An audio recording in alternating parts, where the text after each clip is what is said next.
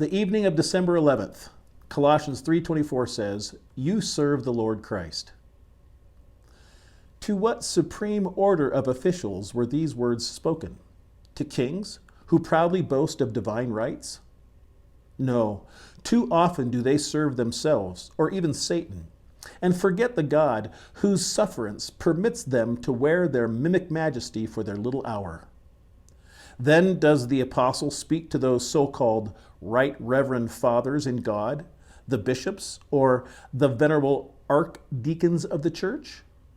No, indeed, Paul knew nothing of these mere inventions of man. Not even to pastors and teachers, or to the wealthy and esteemed among believers was this word spoken, but to servants, yes, even to slaves.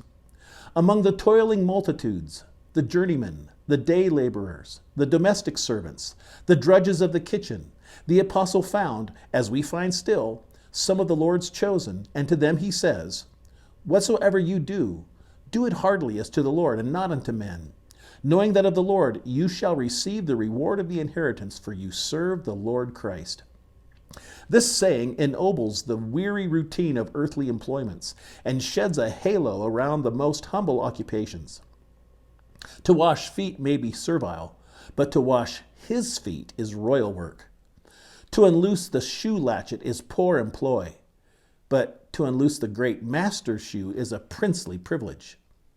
The shop, the barn, the scullery, and the smithy become temples where men and women do all to the glory of God.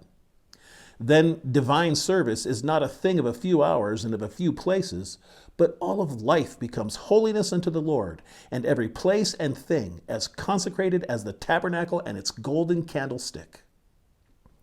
As the poet says, "Teach me, my God and King, in all things thee to see, and what I do in anything, to do it as to thee. All may of thee partake, nothing can be so mean, which with this tincture, for thy sake, will not grow bright and clean. A servant with this clause makes drudgery divine, who sweeps a room, as for thy laws, makes that and the action fine."